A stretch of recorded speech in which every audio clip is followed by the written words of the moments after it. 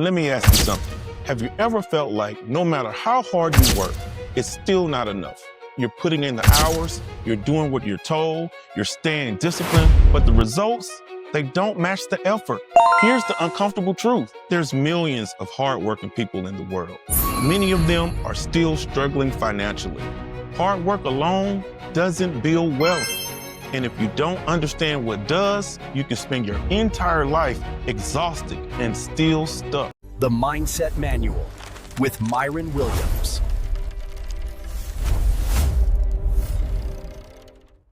Hi, family. Welcome to the Mindset Manual, the place where we talk about the harsh truths most people avoid, but the truths that can actually change your life.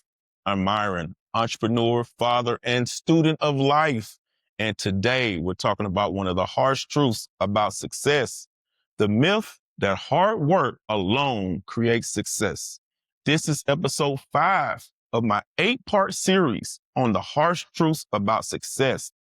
Please click that like and subscribe button so you can continue listening to my real life experiences. So now let's get into the topic for today. Hard work matters, but effort without direction leads to exhaustion. Success requires learning, strategy, and adaptation. Let me tell you a little story about when I started my very first serious business when I was around 21 years old. That was my very first serious business. So I was going to college out in Alabama, studying business management and accounting, just trying to be a businessman. What I always wanted to be was a businessman. So if you want to be a businessman, of course, you got to study business. So I was going to school, doing really well, making really great grades, but I was just wondering, what was I going to do with this business degree? What was it going to do for me? And, back then, hip hop music, I should say, was starting to really take off. You had labels coming up like Bad Boy Entertainment, and it was Death Row. And in the South, we had No Limit Records and Cash Money Records. And that movement, or those movements from all of those labels, really sparked my attention. They really had my mind really going like, man, this is great. These guys are from the same type of place that I'm from. They're from the same type of background that I'm from and surroundings. And if they can do it, why can't I do it? I'm thinking like I could do what they do. I'm a businessman or aspiring to be a businessman. I'm in college. I heard some of Master P's story about his college and P. Diddy's stuff about his college. I heard these stories like, yeah, I went to college and I learned this. I got into the business and, I left college to pursue my music industry stuff. And I'm thinking like, well, I've learned a lot in college. These guys are from the same place. They got the same drive. I have the same drive that they have. Why not go for it? But the problem was I felt like, well, I'm stuck in Alabama. No knock on Alabama, but the music business isn't that great in Alabama at the time. At that time, it wasn't really that great. Music business wasn't anything. None existed in Alabama at that time. So I'm thinking like, where can I go still close to where I was? They want to go too far out of the South. I like the South. And where could I go? I was hearing at that time, Outkast was coming up and the Dungeon Family was coming up, and they had their own Atlanta movement going on. So I'm thinking, hey, Atlanta's right up the street. Let's just go to Atlanta. So that's what I did. I was like my 20th birthday, I remember. My 21st birthday, I told my mom, right after my birthday, I'm packing up, I'm going to Atlanta, and I'm going to pursue this music stuff. And she was like, boy, you crazy. You going all the way to Atlanta to chase some music stuff, and you don't even know anything about music. You don't even play any instruments. You haven't played the piano since you was like 6 years old. I'm like, yeah, it's not about me being a musician. I'm not trying to be a musician. I'm trying to be an executive. And, like Barry Gordy, that's one of the names that she would recognize was Barry Gordy. She wouldn't recognize Master P or P. Diddy, but she recognized Barry Gordy. She's like, Barry Gordy, that's Motown. That's huge, Yeah, I know, but there's a new level of music now. It's the Southern music, and the labels are coming together is what I was trying to explain to her. But let me fast forward a little bit. So I packed up my stuff. I went to Atlanta to pursue my dreams, pursue this. I wanted to stay in college so I can continue to learn about business, but I wanted to get closer to the music scene, which was Atlanta. So I got in school in Atlanta. I started making connections around the city. I started going to the nightclubs and going to the DJ events and going to different places and different concerts and gaining access and gaining connections and talking to different people and learning how to connect with this industry and understand how it worked. And so I got a lot of connections.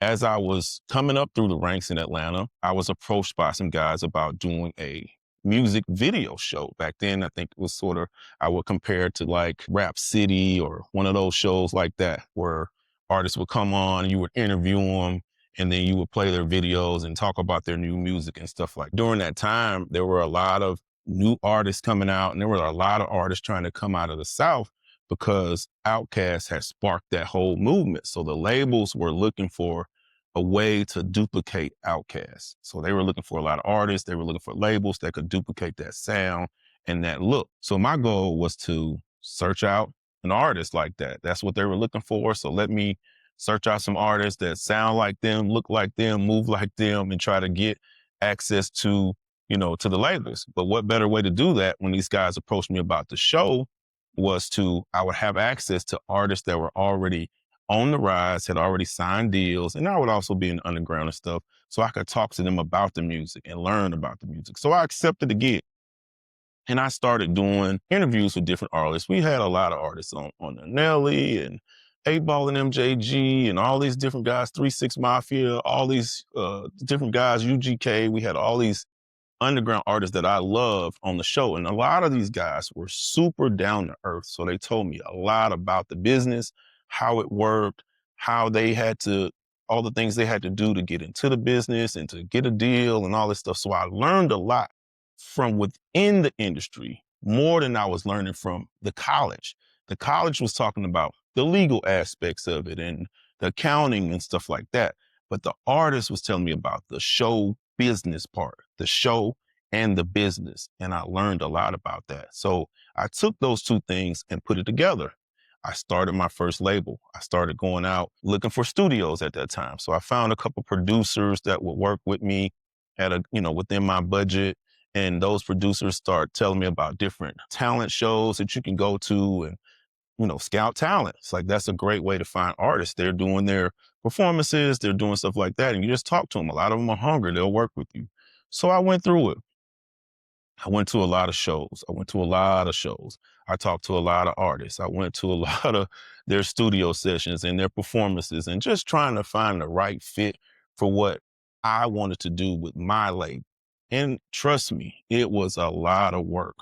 But I continued to work. I continued to do the show, market the show, promote the show, meet the artists, go. I was basically sleeping 2-3 hours a day. I was always running, always working, always doing my stuff. And it seemed like it was not going anywhere. It's like running in mud. You can't go anywhere fast. It was just always a constant grind every day. So I do the show. I interview an artist. I would play their videos, help edit the show, do all these things. And then later on, I would go out with the artist. Going out with artists to hang out and meet people, their industry contacts and stuff like that. So I had that part down of connecting with the artist and moving through that. But that was just only part of the work. The work was to build a label. And in that process, I'm like, okay, well, I'm with the artist. I'm learning all the business. Finding the artist right now and getting the artist off the ground isn't going to be easy. It's going to require a lot more money than I anticipated. So I said, let me take a step back. I did a lot of work, but I hadn't signed any artists yet. So I took a step back. I used the show, which was the platform for connecting with the artists. I used the show to get to the labels in another way, build a relationship with the label. So I started telling the labels, hey, I'll showcase your artists on my show. I'll play their video and I will market their album in the streets of Atlanta. I had a nice street team. So I put together a great street team so we could put out a lot of flyers and posters and demos and stuff at all the events in Atlanta because Atlanta had a lot going on. So I would sell the label a package on promoting their artists in the city of Atlanta and getting on the show. And they ate it up. But what it also did for me was gave me a lot of connections with Def Jam and Sony and Island Records and Arista and all these different labels. Epic Records. They spent a lot of money with me, and I had a lot of connections in the industry. So I was working really hard. Next, what did that lead to though?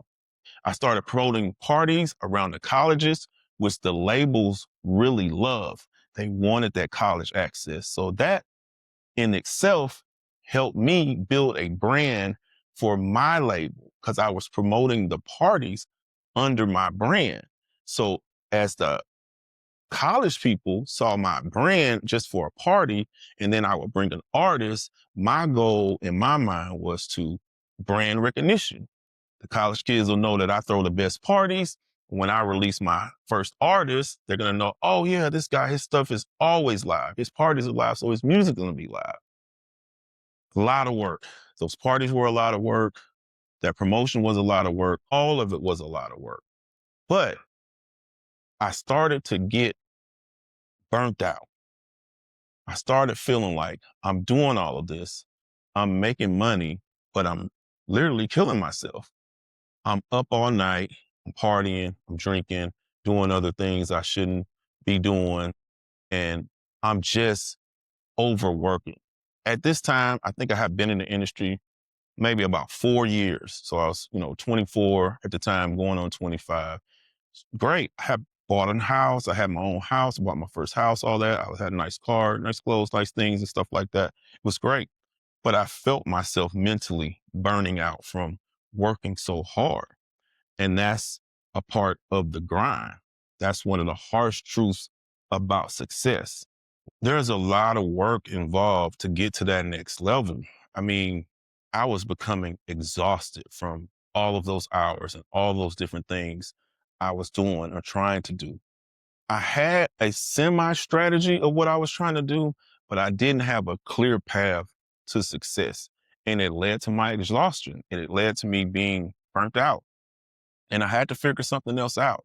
So I started to slow down on the parties a little bit. I said, let me get back into what my goal was, which was to launch the label. So I started more so focusing on submissions. So I put out ads in all of the local music magazines and newspapers. I put out put out an ad that I was looking for artists. I was looking for talent.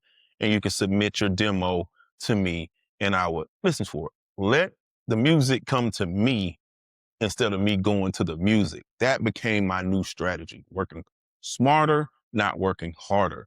Let the music come to me. Let it all come into my office. Open it up with me and my assistant, and we listen to it and find what we like. We had the pictures right there. We had the music right there. We had their contact information. So no longer were we going out.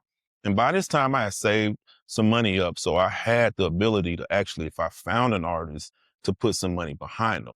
And mind you, I was still doing the show. I still had my street team, but I had other people running the stuff. I only had to appear on the show every now and then and do my special segments with some of the bigger artists. I had some other people doing some of the other interviews, and I had a street team running all of the promotions. So it gave me time to focus on the music, which I wanted to do. And eventually I did. I focused on it, found a couple artists. I found an R&B singer that I like. She had a really nice look, that Atlanta look, kind of like that Total, Escape, TLC type of vibe. She had that. So I liked her. I worked with her in the studio and I ended up signing. So after I signed her, I found a group that was kind of like on the edge of like the Goody Mob, but they also had like a kind of a Onyx feel. If anybody remembers Onyx, they had that both feel. One guy was from New York, one guy was from Texas, and they kind of had this little thing going together. So I listened to their music, went to the studio with them, went to their studio in their house and, vibe with them, and I signed them. So I had two groups, an R&B group, R&B artists and this rap group, good group. All right, I'm like, I got two artists. Let's go. Let's hit the studio. Let's go. I had made all these connections with all these different studios in the cities, all these producers in the city. And I'm like, hey, I got my people now. I'm going to come. They're like, yeah, come on in, man. We got you. We'll set you up with a package and let you get to work. So I did. Got to work. I started going to the studio with these artists. We started working on their albums, working on their image, working on their stage presence, all these different things. I was burning a tremendous amount of money trying to manage these artists. Because mind you, these artists have their own problems. They got their own bills. They got their baby mamas. They got their baby daddies. They got all these different things. And me being a young man, 25 years old, man, I got my own stuff I'm trying to do. I'm not daddy. I don't have any kids. You know, it's a lot of pressure for a young man to do. So I kept working and I kept working, I kept working, I kept working. But eventually all that work on the label, I never actually got an album out. The R&B singer, she got pregnant with a child. That was going to be at least a year and a half of her being down, you know, having a baby. She, you know, her voice was changing, her look was changing, everything. So that was pretty much shelved. That was pretty much shelved. My male group, you know, they were good. They were a little hardcore. They end up getting into it over a woman, and that group broke up. So it turned out all that work, 8-9 months to a year working with these artists, all this time in the studio, all this money that I spent in the studio was all for nothing. Pictures I had done little mini videos with them, all this different stuff. I had no artists, so I couldn't even shop a deal with the labels because I had no artists. The groups were basically done. So all that work was done and it failed. And I'm not ashamed to say that it failed. It gave me a great learning experience. It was a very expensive learning experience, but it was. But the reason I failed, when I turn back the clock and I think about why I failed at the music business, in that area of the music business, and I was successful in other parts of the music industry, as I'll talk about in some of my other stories, I went on to manage artists, big artists, and tour with artists and do all that. But my label attempt failed. The reason it failed is because I didn't have a strategy. I didn't have a clear strategy of what I was doing with the label. I wasn't focused. I had an idea, but I didn't have a strategy. I didn't lay out the path to success. I was doing a whole lot of other things, and I never put together a clear, direct strategy. How much money it's going to cost? Am I going to focus on one artist, two artists, or three artists? Am I going to try to focus in Atlanta? Am I going to focus on radio? Am I going to focus on this? I didn't have a clear strategy to do anything with the label, and that's why I failed. You want to start a business, you got to put together a strategy, a method of operation direct to where you're trying to get to success. Don't stray off into all these other little things or these other little paths. Don't stray off. Stay focused on the goal. You're going to get exhausted if you start straying off into these other things. Like I was burnt out. I did so many different things. I got burnt out. I needed to keep a straight path to success, a label with an artist. Get the album done, get a video done, shop it to a label. That was my strategy. Instead, I had multiple artists, managing multiple personalities, promoting over here, promoting over there, only putting about 30% of my time and energy into my label. My other time was into my show, into promoting these groups for the other labels, out in the night, just enjoying, you know, the entertainment business. I wasn't clearly focused and I didn't have a clear strategy. Don't make the same mistake that I did, especially with the music business. You have to be ultra focused on what you're trying to do. So success requires learning, strategy, and adaptation. Hard work opens the doors, but strategy decides which door you walk through. Hey guys, I want to say thank you for joining me on the Mindset Manual. It's been a pleasure to share my stories with you. I appreciate you for listening. If you haven't already, hit that like and subscribe button. Would you please do so now? And if you know anybody that needs to hear this story, please share it with them. I love them to join the family and be a part of this community. Stay tuned. Next week, we're going to do episode 6. Part 6 is about your habits or writing your future. Thank you for tuning in. Stay blessed, stay balanced, and keep practicing that emotional intelligence. The Mindset Manual. with Myron Williams.